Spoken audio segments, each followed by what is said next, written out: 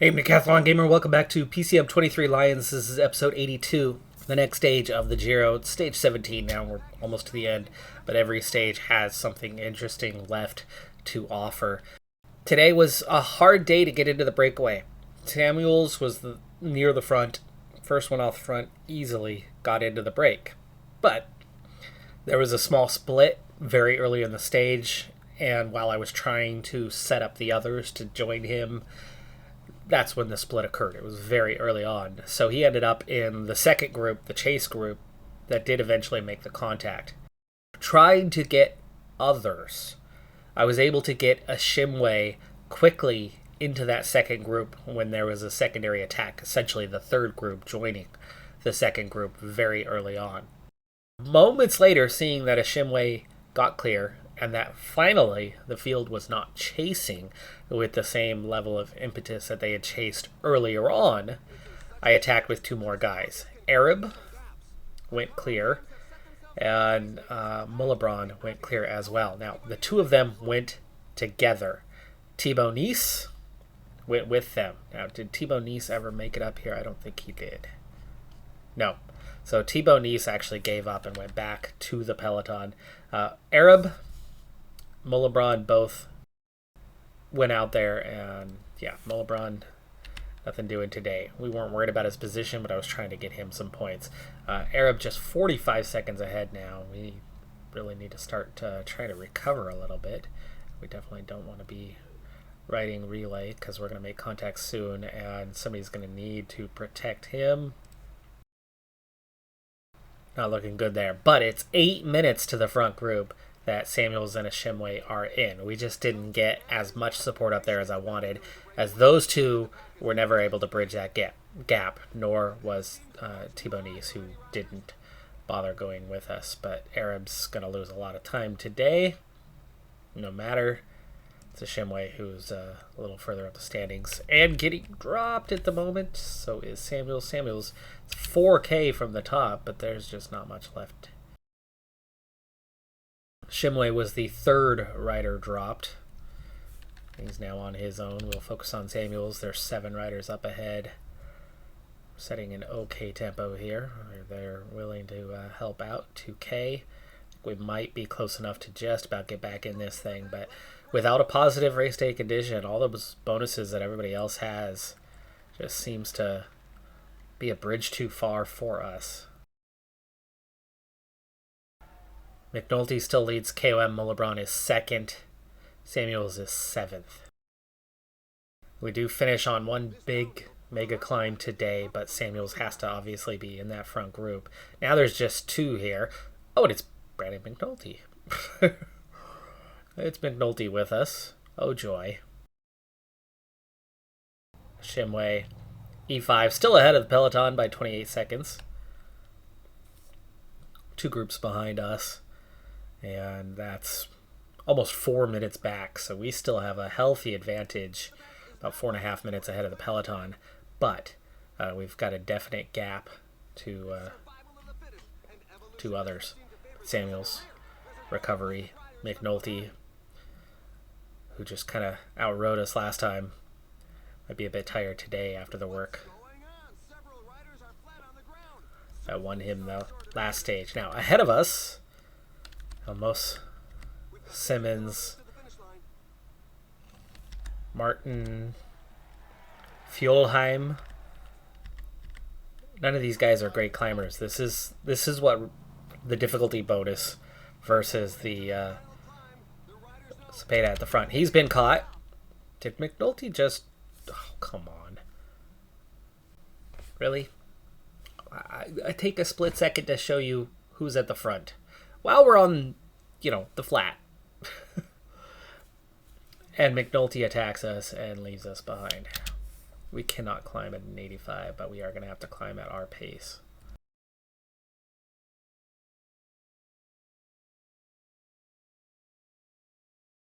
Got some guys in sight up ahead, but ultimately not going to be able to catch them. Behind us now is Garul, then McNulty, who's been caught by the peloton of 35. Our huge advantage over the peloton is now just 2.5 minutes, but that's still That's still a good advantage, but the rate we were climbing was not going to be sustainable. So backing off. Catching up to the 2 ahead. If we can make contact with them, we can ride with them for a while.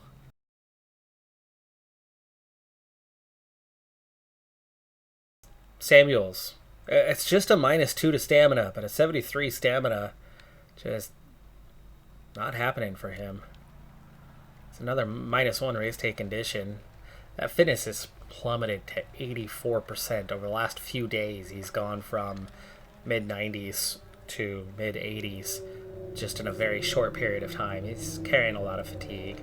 There's very little left that we can really successfully do as we ride with Mark Padoon.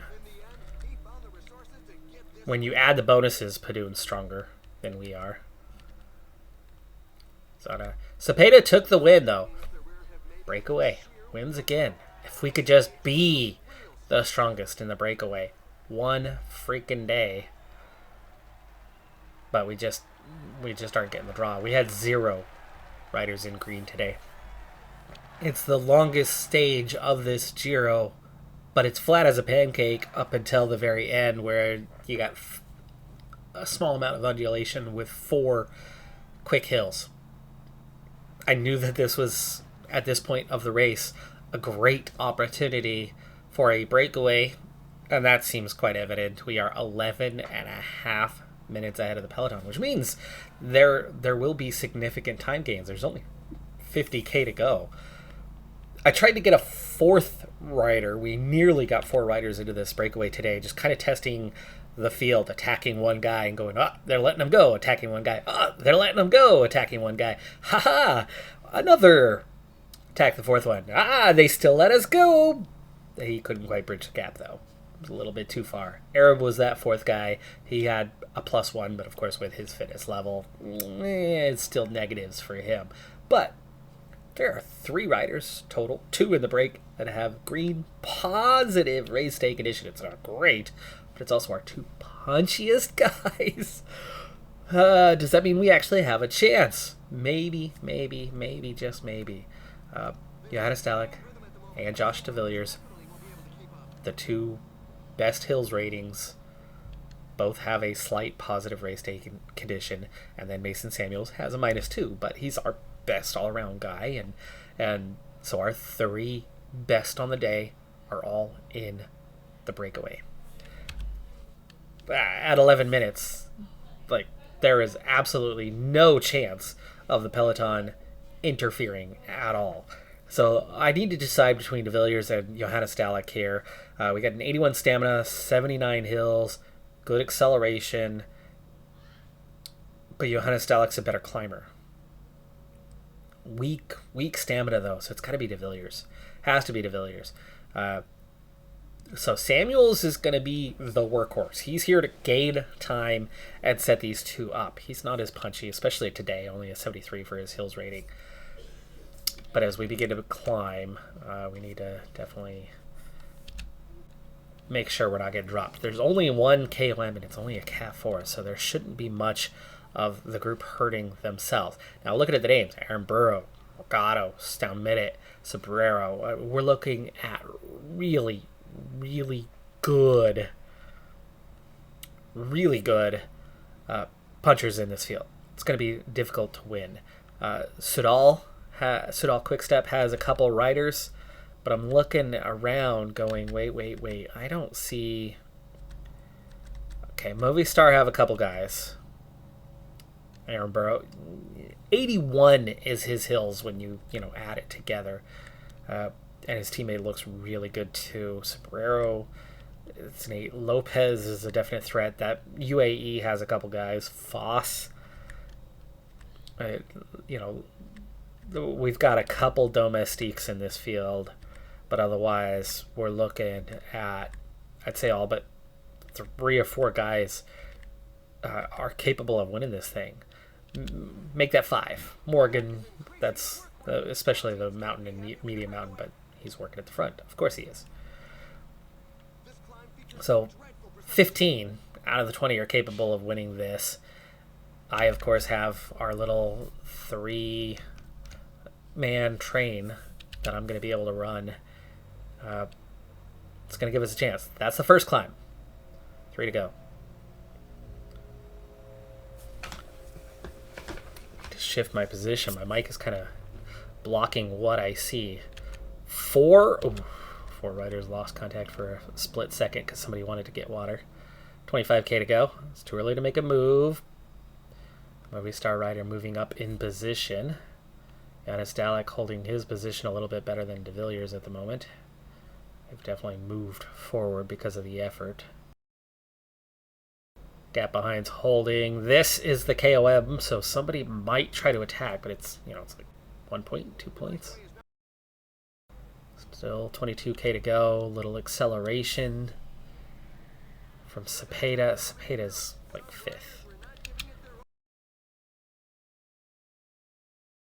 20k to go. You can see just how deep Samuels went to protect. Our other 2 guys are still in really good shape. Front 4, 1 bike length, and it's back in contact. Okay, now we're talking. Okay, 18k to go. 2 quick little climbs.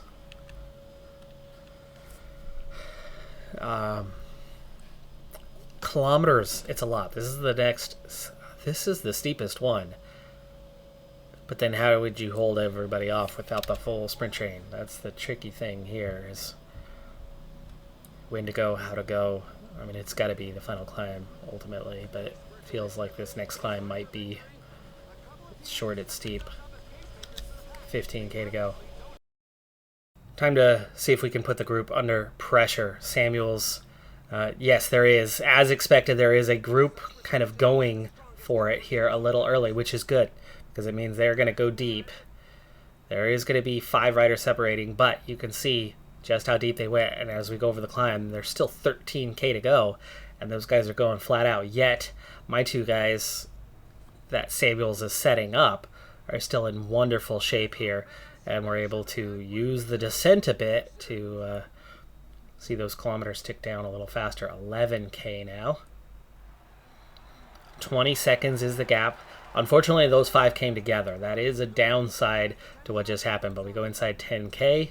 Samuel's still doing the work, and those guys had to ride really hard for that. Well, Johannes Dalek and De Villiers still have something left to give.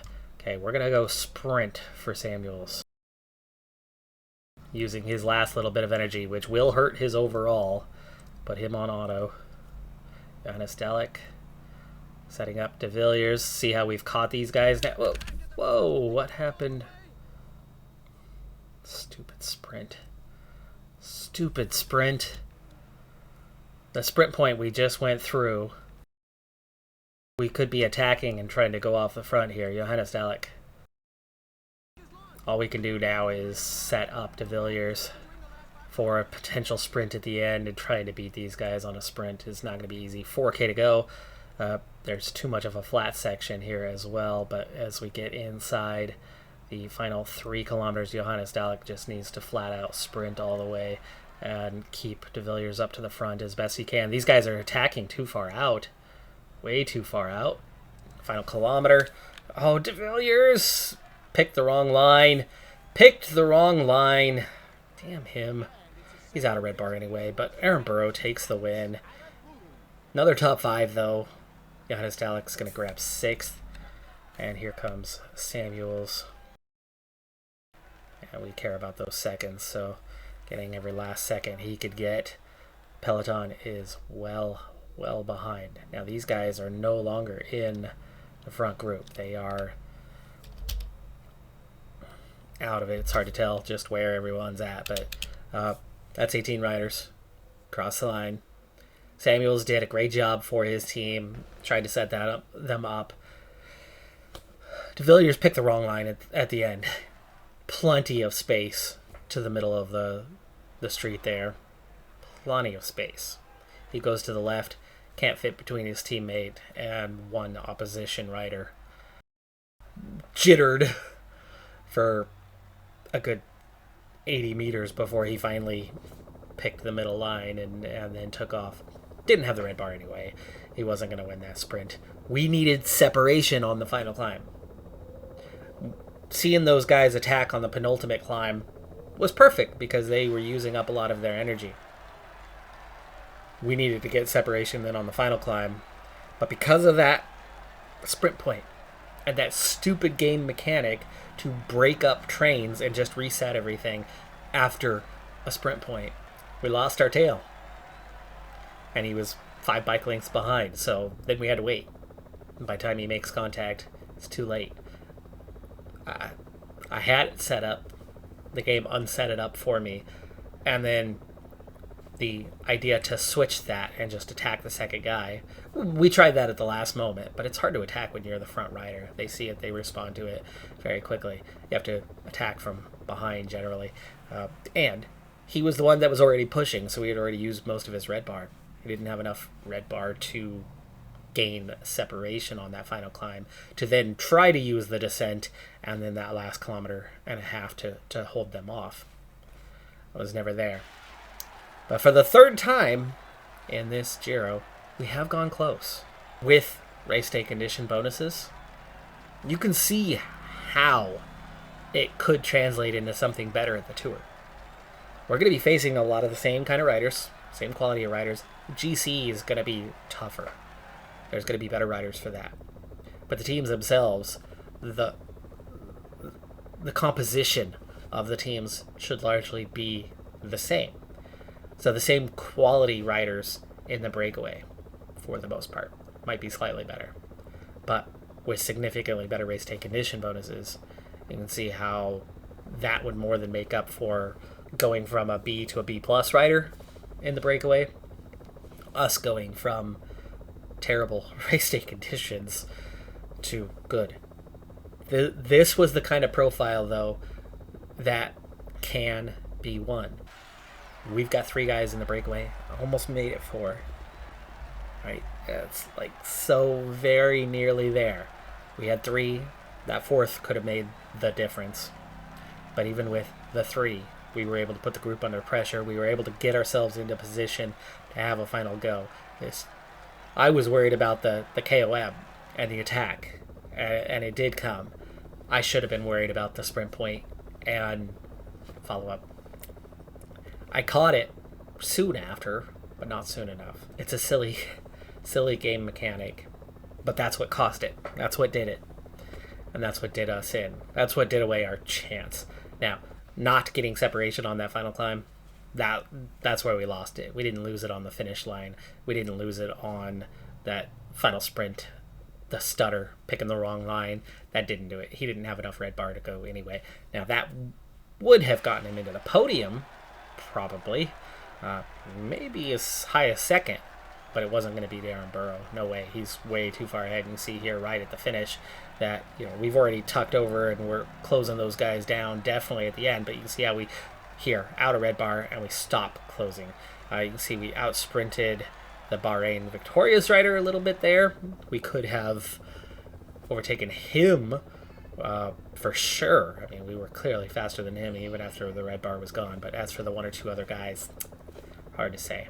I've said all along it's not that important to us. I want Samuels to finish up to get some points, but we absolutely sacrificed him in the name of going for the stage win.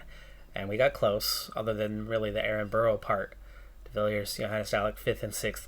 Samuels loses 2.5 minutes with that sacrifice. 2.5 minutes would have definitely placed him higher, but even then, well, it would have been 1 position. It would have put him in 17th instead of 18th, and that's why I'm not too bothered about that. So we're down to the final 3 stages. Positionally, Samuels is set to score some points. Not a lot, certainly not in comparison to other teams. We're probably going to drop off the top, but as a Continental Pro team, almost everybody that is here and scoring points are all World Tour teams. They're not going to impact us. Overall, obviously, it's not great. Right? This Giro has not been a success. But 3 stages, top 5s, it certainly could have been worse. Having a Continental Pro team, real life Continental Pro team, getting 3 top 5s, second in the King of the Mountains, 3 guys in the top 10 of the King of the Mountains, a rider in the top 20, that's not a bad showing. But of course it really does take that win to be a good showing. So all in all, it could be worse, but obviously could be a lot better. Now, stage 19, it's going to be a tough one. It's 178 kilometers, 3 big climbs along the way. You can have the weaker riders of a breakaway get dropped in the first climb and fall back to the peloton. But that second climb is not going to split anybody off. It's going to come down to the final climb, which is 9 kilometers, 9%, 14 max. That's going to be a tough one. With support, you never know, right? If we can get 3 guys there, 4 guys there onto that final climb, if we can get 4 guys with 2 or 3 of them with a positive race day condition, I love our chances on this stage, especially if a positive is with either Arab or Samuels. Stage 20, that's going to be tough. It's shorter, 165k. Those shorter stages, the ones that are less than 170, tend to be really tough. The AI pushes harder throughout, and we dwindle faster. So just getting in the breakaway is going to be hard, and then staying alive to do something in that one is going to be incredibly tough. I could see it being down to a solo rider probably by the top of the first climb of the day, or at least a small group, 4 riders or less. And stage 21 is a time trial, 29k. I'll do it because why the heck not? Finishing on a time trial on a lengthy one will change things a little bit in the field. And of course, Samuels is not going to gain anything there. He's going to only lose time and only potentially go backwards. But those last 2 stages in the break could potentially net some time gains for him. It certainly did on that last stage where we definitely closed the gap and moved up the order quite a bit. First time we've really benefited from that, more than 30 seconds. If that can happen again on 19 or 20, we could yet still finish in the top 15 anyway. Last time out, we also saw Brandon McNulty looking weak for the first time, not having the bonuses, not having the significant strength that has seen him well ahead of us. Mo LeBron, only 11 points behind him in the King of the Mountains, or last I checked anyway. 2 big stages, lots of KOM points, and it doesn't even necessarily have to be a Mo LeBron situation. I think Arab or Samuels are potentially close enough if they can go out and claim a lot of points, especially if we can have a successful breakaway strategy like we had a few stages back where we can claim a lot of points. It's still possible that we could get that King of the Mountains jersey. So we'll kind of look at winning a stage is still the most important. But if the opportunity arises, we'll try to do something. And ultimately, I'm very much of the opinion of getting like 4 guys in the breakaway for each of the 2 stages, because why not? At this point, they're allowing it to happen. We are absolutely no threat to the peloton, so they are letting me attack. If I could take my entire team and put them in the breakaway, I would. Maybe I should try that. That is going to do it for this episode, though. We'll get the last 3 stages in the next one. I'm Decathlon Gamer. Like, comment, subscribe, and I'll see you next time. Have a good one. Be safe out there, and bye for now.